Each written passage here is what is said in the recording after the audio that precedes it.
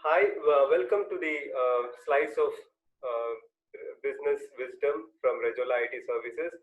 Today, I have a personality who's been working and doing business for around 20 years now. He's been running his own companies for the last 8 years, and he's also a serial entrepreneur who has started multiple successful businesses, and he all his businesses revolve around his love towards food. So every business that he starts, it somewhere has some food element, a restaurant element, or a buying out or delivery of food. It all revolves around that. So this person is an amazing networker. He is a awesome entrepreneur, with a great team that he has. So I would like to introduce to you today Mr. Ramesh Subramaniam, who is here with me. As I said, runs multiple businesses. Most of the businesses are revolving around food, and he's been doing it for 8 years now. Yeah, Mr. Ramesh, we would like to hear from you also as to what are the specific industries or the companies that you're running. Hi Thomas, good evening. Thanks for the wonderful introduction. Yes, my passion was towards food and hospitality. So I started my career in 2000. So at that time, I never had any urge for startup. So I don't know what is startup during that time. When I went to US in 2014, 2004, I'm sorry, 2004, that's when I kind of realized and understand some of the companies, upcoming companies. But I still stayed on to corporate companies, and I was there for a very long time. So I quit Infosys in 2013, where I was working for almost close to a decade. And my interest and passion was towards food and travel. So while I was going abroad, different countries, I was exploring the places. I was going to different food, mom and pop shops. So I was exploring food. So it's been there with me like the love of the food. So that is what made me to come back to India where I want to do my startup. So I decided to come back for good. So I started this journey. So my first customer came on 2000, end of 2014. So all these 7 8 years I'm doing my startup. So my first startup was food engine and hotel desk, which is selling to 2,100 brands. We have sold already across India and 6 other countries. So I'm closely working with restaurant fraternity, I would say restaurant and hotel fraternity. Though I'm a computer science background with an MBA from Manipal, so I stayed with the close community of hotel, any association membership related to chef owners, general managers, to learn from them and then did some products for them. So this product is kind of takes kind of entire ERP solution for the hotel and restaurant industry, right from billing, recipe management, wastage management, integration to various aggregators like Swiggy and Zomato. So that's what we did. So my recent discovery during my about a year and a half back, though I was in the industry for a very long time, I know so many people. I walked into the kitchens, I talked to the family of the cooks and chefs around the world. I had my own difficulty in finding the right caterer for my family special occasion.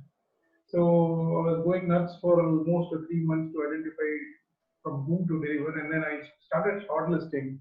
So that's where, interestingly, it took me close to 4 to 5 weeks to identify who's very specialized in that. So when you go to specialization, that's where you really identify who's the real talented people. So being in this industry for almost 7 8 years, it took me close to 4 to 5 weeks to figure out from where I should get the food. So that's where this idea of Wawa came into picture, and that's where the born of Wawa came in. And the name Wawa, I kept it on behalf of my son, who's 2 years old, and he was shouting one day, "What name I need to keep?" So he was shouting, running, Wawa, Wawa. So I thought, okay, and then kind of in Tamil it says like Wawa means you come, wanga. So inviting somebody, and and Hindi means appreciating, oh, you have done something good. So it kind of coincides, and always all these long journey, I have traveled with my instincts and along with other people's inputs. So that is what helped me to stay as a kind of a bootstrapped company. Both of my companies are bootstrapped. So all this journey, because of the consistency and hard work myself and my team is actually putting. So even during this COVID situation, this industry, you know that it's a one which is hit very hard, the hotel and the restaurant industry. So even my team is staying very positively, and then we do our work. We expect that some vaccination come very soon, and then we go in a positive way. So that's an introduction, Thomas. Yeah, About Wawa, we do catering aggregation. So I help in generating revenue to the restaurants and hotels. There are several ways to do that, but then I found it because food is something which I love and I like it. So I want to kind of whether it is an individual event or it is a corporate event. So I want to identify the food, and we have built some interesting algorithms, AI tool to scrutinize and identify depending on the taste, depending on the individual feedback, cost, cuisines, and all those things. I mean, there's a lot of factors which we identify. Even today, we are doing the catering to several places, even during this lockdown. got it. Thank you for that awesome introduction. So to summarize it into just one or two statements, you are into basically three products or three solutions. One is Food Engine, Hotel Desk, and Wawa. Food Engine is a software solution for the restaurants and bars and all that. It's a software solution which takes care of all the aspects of a particular restaurant or how to handle it. Whereas Hotel Desk is basically about a solution for hotels where they can handle their guests, their rooms, and all those kind of things. And the third one, your recent baby among the serial entrepreneur ventures that you've done is the Wawa venture, which is if somebody wants food, they can get in touch with you and you will arrange the best food that's available and you will give it either a corporate canteen or even an individual, a small party or a let's say wedding or something. So these are the things that you do. I've summarized it in much more shorter so that Yeah, that's perfectly you have put, Thomas. Yeah, done. So see, obviously this was not an easy journey for you. You have spent close to 8 years, and it's not an easy industry to be in. As you said rightly, during COVID especially, one of the most hardest hit industries like travel and food is one of the most hard hit industries. So before COVID, what are the, I mean, during COVID, okay, I'll ask you, but before COVID, what are the top three challenges that you have faced right from the time you started in 2014, top three challenges that you have faced, and how did you overcome them? The idea behind this question is so that the audience who are listening to us, obviously everybody goes through problems when you're running your own business, and then you need to overcome them and only then you succeed. They say 90% of the businesses fail in the first 5 years.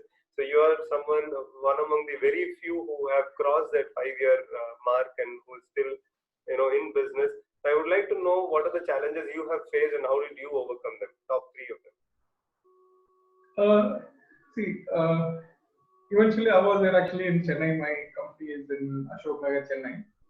So my first challenge, I mean, I was in abroad. I came back for good and then put all my savings and build this product. In 2015, there's a big flood which came in Chennai. So I was in Ashok Nagar, and my office was completely drenched in the flowing water.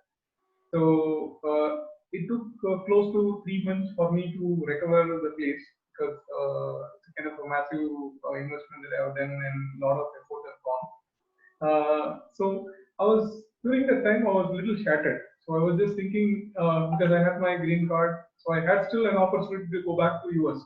So that time was really challenging for both from my decision perspective as well as from my continuation perspective. So I stayed back. My team supported me even during that time. So they also stayed back, and then they understood all the challenges. It's not only for me. It's more. A lot of other business also got impacted. So they stayed back with me. And then the 3 months productivity, and at that time only we are actually kind of building our customer base. So 2000 towards end of 14 we started the business. Again by within 12 months we had a major roadblock. So at that time I was thinking, should I have to continue or go back to the corporate life? But then I decided, okay, let me stay back and then try because it's my you didn't start something because you had money or you want to do it. You are doing it because you have the passion towards it and you want to stay in this industry for a long time. And my love of food again struck me, and then said, okay, we stay back. So a lot of things to explore. So we stayed back. So that is one big challenge or hurdle. And a lot of my customer during the time they supported from kind of advanced billing, giving up space for my team to work for a few weeks. So a lot of support came during that time. So we were able to manage within the 3 months. Then came Hurricane in 2017, I guess. So again, it's another December. So let me So summarize. The challenge that you faced was your entire office was washed off in a flood, and the way you overcome that is the trust that you build with your team members and the trust that you build with your customers. Both of them supported you. Very rare combination where a customer also gives an office space and says, "I know your trouble. Use my office and run your business." That's amazing. So basically, trust is what helped you in the first overcoming. Amazing. Yeah. Continue. Second one. yeah. Second was the hurricane, the cyclone which came, and then we didn't have power for almost 2 months because we didn't have the underground. So Chennai Corporation was laying underground during the time, and there was no power connection for a very long time. So again, 2 months after building so many customer base. So today we were talking about 2,000 restaurants and hotels pan India and 6 other countries. But in 2000, used to be where half of this number. So it was again tough time to support the customer. During that time, I was not thinking whether to go back. So I was more challenged how to support. So how to support, and then we had some small houses taken, suddenly equipping all the members there, taking temporarily setting some network and all those things. So somehow we overcome. It is again internal challenges, not somewhere something is external challenge, internal challenge. Now the third biggest challenge is the COVID because the whole industry, the whole world has been going in a very silent mode, and especially food and hospitality. There's a lot of people are closing down their shops, especially who came as an investor, not from the food family or food background, who came as an investor who started with some couple of cooks and chefs. So they are kind of closing down because they are here for business.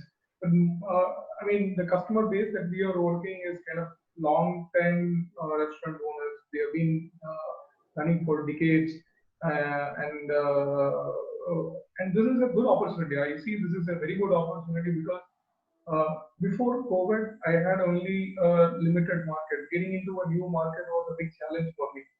After COVID, getting into new market space, at least you get the visibility. So even if you are not able to get the entire market, you get one or two customers from the market where we have not foreseen that that market will open for us. That's because my team was there with me during COVID lockdown. Everybody was working from home.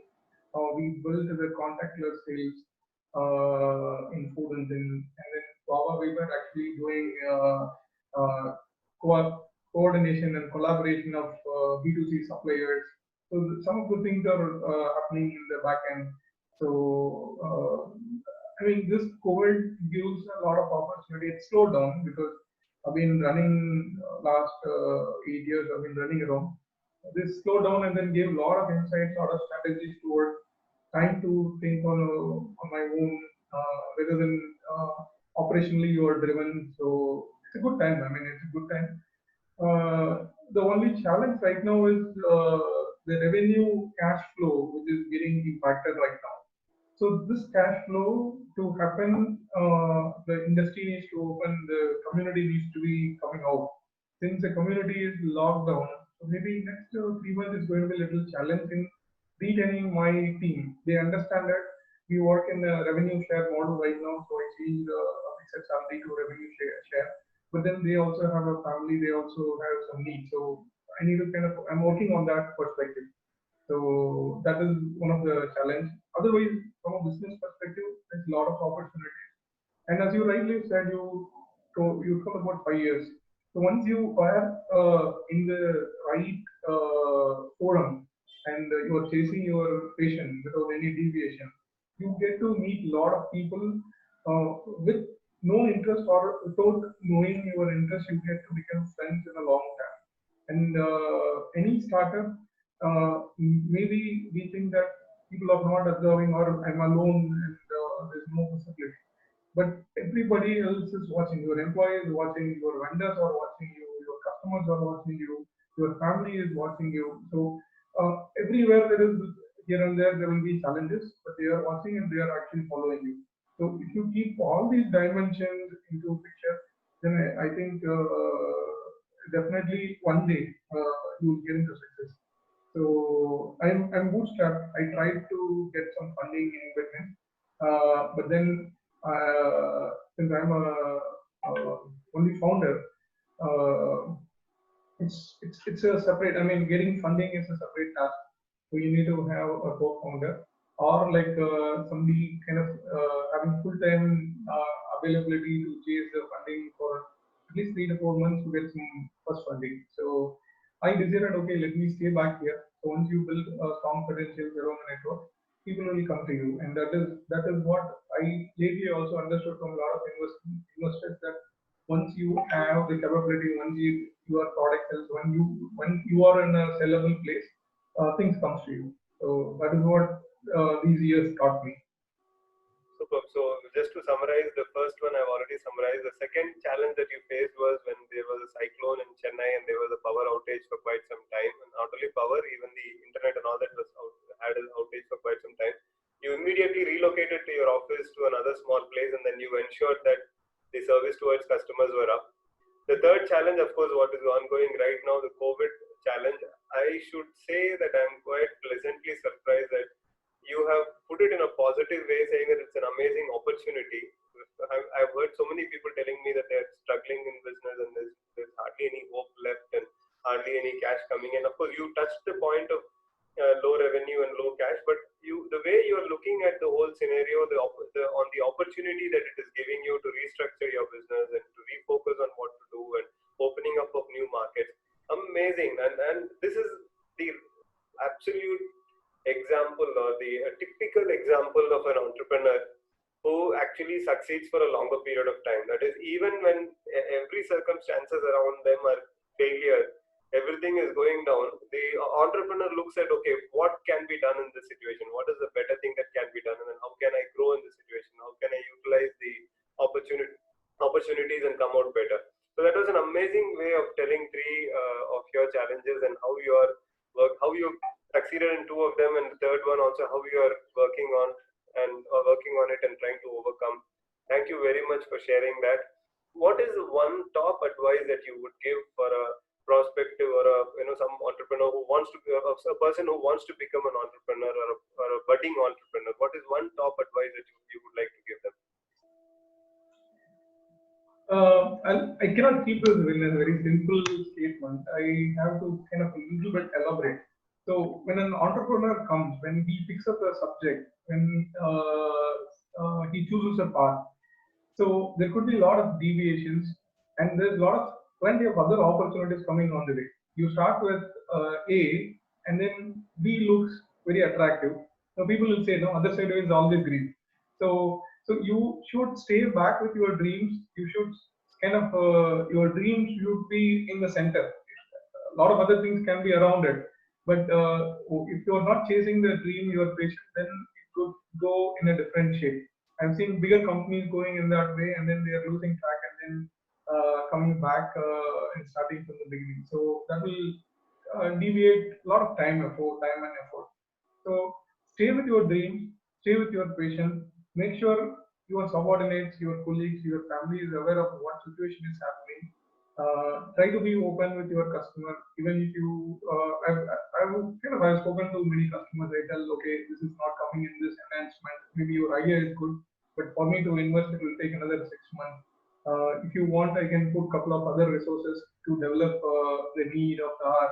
Would you like to be interested in partnering with that? So be open with your customer. Tell that this is available, this is not available, because customer are very smart. They not only evaluating you, they are evaluating a lot of other products, a lot of other people. They hear from so many people. So trying to be honest, what you have, what you are, because mine is a product-based company. All are product, including whether it is a software or it is a food aggregation. So it is a product. So you have to tell clearly what this product is and demonstrate what it is. So be clear on your product or in your service, and that is what will take you to the next level, and you can be a successful entrepreneur. Amazing. So it be intentionally focused and keep the main thing always. Do not deviate from what you're doing. Thank you very much for sharing those inputs. Now, one final question to you. You have used the services of Rejola IT Services. What is one, or top 2 or 3 qualities that you like about Rejola IT Services? See, I should say that I have seen you, Thomas, as a solopreneur. Now you have a bigger team, so I admire the passion in you. So you always have been. There are so many technology changes are happening in the world. There are so many companies are coming up. But the one thing which I like you in you is uh, the commitment and the concentration of what you do. So you don't overcommit, so which is good. And your team doesn't do any false promise or overshoot effort or commercials. So which I liked most, and I really impressed the way you came as a one solopreneur working for a long time, and then when you are ready that you can manage your time and you can manage others' time, you slowly started building your team.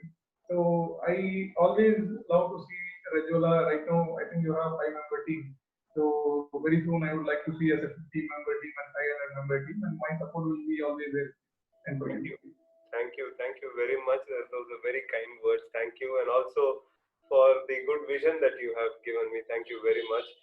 Anything else you would like to say, which I have not asked, or anything you would like to tell, so that the audience can get more inspiration about entrepreneurship? Anything you would like to say?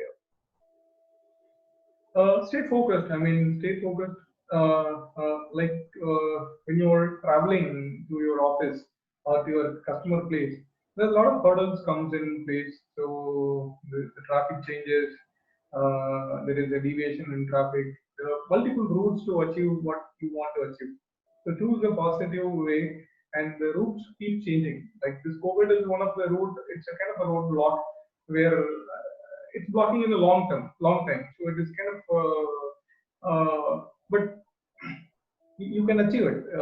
Maybe it might take years to achieve it, but you can achieve it, and do it very slowly. You cannot conquer the whole world.